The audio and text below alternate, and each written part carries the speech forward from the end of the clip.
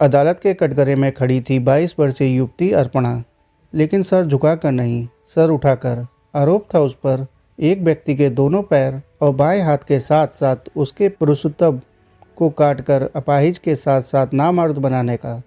जज साहब ने मुजरिमा से पूछा, क्या आप अपने ऊपर लगे ये आरोप कबूल करती हैं या आप अपनी सफाई में कुछ कहना चाहती हैं? जी योर ऑनर, मैं अपने ऊपर लगे सारे आरोपों को कबूल करती हूँ। उसने मेरे साथ बलात्कार किया, इसलिए मैंने उसको उसके कृत्य की ये सज़ा दी।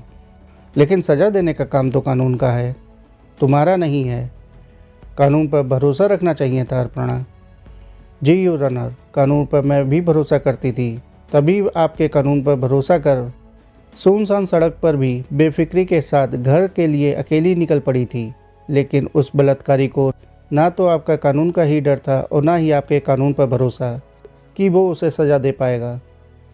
अगर आपका कानून ये भरोसा पैदा कर पाता कि मुजरिम उससे किसी भी हाल में बच नहीं पाता है, अपने जुर्म की वो भयानक सज़ा हर हाल में पाता है, तो शायद फिर वो ऐसा भयानक जुर्म करने की हिम्मत ही ना कर पाता।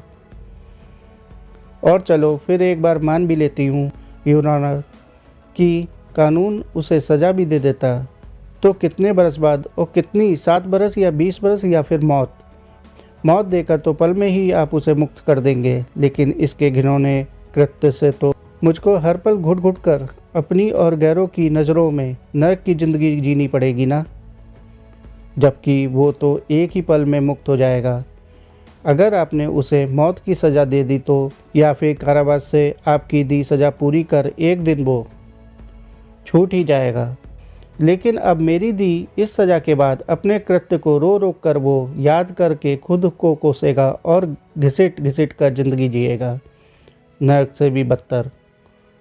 काट तो मैं उसके दोनों हाथ ही देती, पर मैं चाहती थी कि ये नरक की जिल्लत भरी ज़िंदगी बहुत लंबी जिए और इसे देखकर दूसरे लोग भी भयानक सबक लें ऐसे घिनौने कृत्यों से।